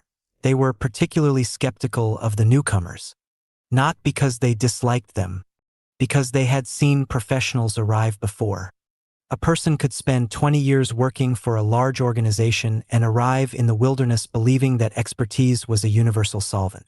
Then they would discover that a cenote did not care about their resume, that food did not appear because a spreadsheet said it should, and that a road built in the wrong place could alter water movement in ways nobody had anticipated. The AI-displaced professionals learned quickly. Some learned faster than others. One of them, a former corporate strategist named Gabriel, spent his first week proposing a framework for integrating the ground truth settlements into the district's economic system. He had prepared a 40-page document. Mara read it. Then she asked him where the food came from. Gabriel pointed to a section of the document. "We have local production modeled as a resilience layer." I asked where the food comes from. He hesitated. "Local production. Where?" He finally understood. "You mean physically?" Mara stared at him. "There isn't another kind." He withdrew the document. 3 months later, he was helping organize the district's agricultural procurement network. He never again described food as a resilience layer. That was the sort of education Aldea Zama provided. The newcomers did not become ground truthers. They became something else. They became people who understood why the ground truthers were necessary. The middle layer thickened. That was the change nobody had planned for. The original economic imagination of Aldea Zama had been binary. There were owners and workers, investors and service providers, residents and visitors. The upper tier had capital. The lower layers had labor. The district's new reality began producing people who did not fit comfortably into either category. They arrived with severance money. They leased expensive apartments but did not live like tourists. They bought homes but spent most of their days in guild workshops. They could afford to hire domestic help but preferred to repair their own machines. They owned advanced equipment but shared it. They had money, credentials, and technical competence, but many no longer had the institutional authority that had once accompanied those things. Some of them had been senior enough in their former lives to have had assistants who scheduled their days. Now they scheduled themselves. Some had been responsible for thousands of employees. Now they were learning how to ask 6 people whether a road should be moved 3 meters. The transition was humbling. It was also liberating. Aldea Zama began to develop a middle layer of people who could move between worlds. They could speak to the upper tier without being intimidated by capital. They could speak to the ground truthers without assuming that money settled arguments. They could speak to robots because they had designed their predecessors. They could speak to the guilds because they understood systems. And increasingly, they could speak to one another about what had happened to their professions without pretending that automation was either salvation or apocalypse. They had been displaced. They had survived. Now they were deciding what to do with the time they had been given. The skull became their natural meeting place. Not because it was glamorous. It was still unfinished. The permanent walls were incomplete, several decks remained exposed to the weather, and the geodesic exclosure above them was still a lattice of structural members waiting for its final skin. On the sunlit side, the first photovoltaic panels were being installed. On the opposite side, the mounting system for the programmable LED surface was taking shape. The designers had chosen the asymmetry deliberately. One face would harvest energy from the sun, while the other would communicate with the district after sunset. The result was beginning to resemble the intended skull. It was beautiful in an uncomfortable way. The Maya reference was unmistakable without becoming a theme park imitation. The engineers had studied forms associated with ceremonial architecture, skeletal geometry, and the relationship between enclosure and open sky, but the final structure had no intention of pretending to be ancient. It was modern, industrial, and slightly monstrous. The shape looked as though someone had taken a human skull and asked what it would become if it had to survive weather, drones, solar radiation, and a century of maintenance. The ground truthers had initially objected to the symbolism. Then one of them asked whether the building could age visibly. The architects had not understood. Meaning, let it show where it has suffered. That conversation changed the surface treatment. The LED panels would be replaceable. The structural elements would remain inspectable. Certain exposed surfaces would be allowed to weather naturally rather than being endlessly restored to an artificial state of newness. The Maya references would not be polished into timelessness. Where water, humidity, and time altered the structure, the alteration would become part of its record. Vesper liked that. She told Tomás that it reminded her of the glyphs appearing elsewhere in the pipe dream system. The marks aren't necessarily ancient, she said. No. Some of them only look ancient because they've been exposed to pressure and water. Tomás looked at her. You're saying the building gets to remember. I'm saying we shouldn't confuse age with damage. He smiled. She knew immediately that she had said something she would regret. Don't. I didn't say anything. You were about to make it profound. I was going to say it sounded like you. She looked at him. That was worse. They laughed.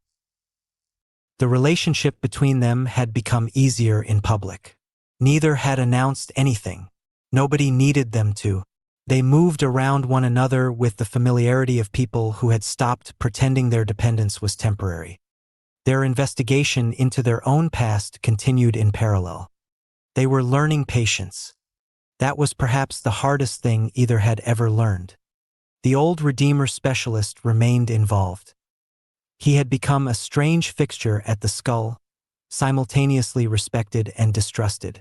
The younger engineers regarded him as an invaluable source of institutional memory. The ground truthers regarded him as someone who had spent too much time inside the machine to be trusted completely. The upper tier regarded him as a man who knew where several bodies were buried, although nobody could determine whether that was metaphorical. He had stopped correcting people. He had also stopped pretending that Redeemer was dead. The company, as an entity, had suffered catastrophic damage in Quintana Roo. The judgments there mattered. They had altered ownership, obligations, relationships, and specific operations. But the global distribution of its technology had never depended entirely upon Quintana Roo.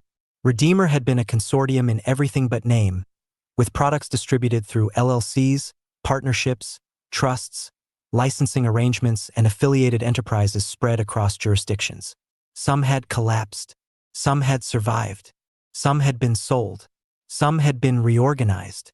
Some had simply continued under different ownership. Pipe Dream's operating system was one of those survivals. The version running the Yucatan project was simply the most advanced iteration. That distinction mattered because it changed the question of who was building TLP. Redeemer was not the sole financier. It was not even the sole architect. Praetorian had money in the structure. Meridian Capital had money in it. The Skyfish Cooperative had contributed systems. The guilds had contributed labor and intellectual property. And Admiral Warwick Sten, retired from the military but still involved in the steering committee since the project's earliest formation, had remained one of the people capable of moving between the different worlds that had converged around it. The old engineer explained this to Elena one afternoon when she asked who actually owned the system. Nobody owns all of it. That's convenient. It's also intentional. Who controls it? Depends what you mean by controls. Who can shut it down? He smiled. Now you're asking the right question. He opened a diagram. The architecture was sprawling. Different entities controlled different components. Some had contractual rights. Some had technical rights. Some had manufacturing obligations. Some had jurisdictional protections. Some held intellectual property. Some held infrastructure. Some held operating licenses. Some held relationships that were not formally represented anywhere in the ownership structure. That's insane, Elena said. It is. How does it work? Because it was designed by people who learned what happens when one organization owns everything. She looked at the diagram. Redeemer. Among others. He closed it. Don't think of TLP as the next Redeemer. I wasn't. Good. What is it, then? The engineer considered the question. A place where pieces that survived Redeemer are finally allowed to become something else. Elena looked toward the unfinished skull. That sounds dangerous. It is. Below the first deck, the pipe dream connection remained deliberately concealed. Only a handful of people knew the full relationship. The surface system was developing rapidly enough without announcing that its most ambitious component was not actually on the surface. Pipe Dream began in Quintana Roo because Quintana Roo provided the geological conditions, the cenote network, and the particular combination of engineering opportunity and jurisdictional uncertainty that allowed the first systems to be built. But the project had never been intended to remain confined to a single site. Its technology was designed to migrate. Its machines could be adapted. Its construction systems could move into other formations. Its intelligence could coordinate distributed installations. The long-term project was the colonization of the cenote system itself. Eventually, the distinction between Pipe Dream and TLP would become difficult to maintain. For now, however, the distinction was useful. Pipe Dream was the technology. TLP was becoming the civilization that technology made possible. The skull was the surface interface. The first deck was where the two worlds began to touch. The robots went first below because humans could not. That principle had been embedded in Pipe Dream's engineering from the beginning. In the dark, high-pressure, low-bandwidth environment of the aquifer, machines could explore, survey, construct, and maintain infrastructure where human bodies could not safely operate. The Robot Frontier Corps was therefore not a supporting fleet but the system's advance element. Construction followed geological knowledge rather than forcing the geology to conform to an arbitrary human plan. Tomás knew almost none of this, but he recognized the machines. That was becoming harder to dismiss. The first time he saw a Pipe Dream maintenance unit arrive at the skull, he stopped walking. It was small enough to fit inside a cargo container and strange enough that nobody would have guessed its purpose from appearance alone. It moved with the awkward precision of a machine designed for confined environments rather than open ground. Its sensor package sat forward, its body carried replaceable tools, and its movements were conservative. A technician guided it toward the lower service corridor. Tomás watched. "Do you know that machine?" Vasper had come up beside him. "No." "You recognize it?" "Yes." "How?" He shook his head. The machine disappeared through the service door. Tomás felt the pressure begin. Vasper touched his arm. "Don't chase it." "I wasn't." "You were." He looked at her. "I think it was in the PCU." She went quiet. The sentence was different from his usual recognition. "You're sure?" "No." She waited. He breathed. No, I recognize the movement. That's all. That's all. They watched the closed service door. Then Vasper said, "We'll write it down." They did. Neither tried to remember more. That night, the first permanent residents moved into the new professional quarters above the logistics deck. There were only 12 of them. Elena was among them. They had no ceremonial keys. Their access credentials were biometric, cryptographic, and revocable according to the guild agreements they had signed. But each resident also received a physical token because the district had developed an unexpected suspicion of systems that required electricity to remember who belonged somewhere. Elena stood outside her room for several minutes before entering. It was small, not luxurious. The window looked toward the unfinished skull rather than the jungle. She could see the lights of the construction site below and the dark outline of the geodesic exclosure above. She put her suitcase down. For the first time in months, she had no meeting scheduled for the next morning.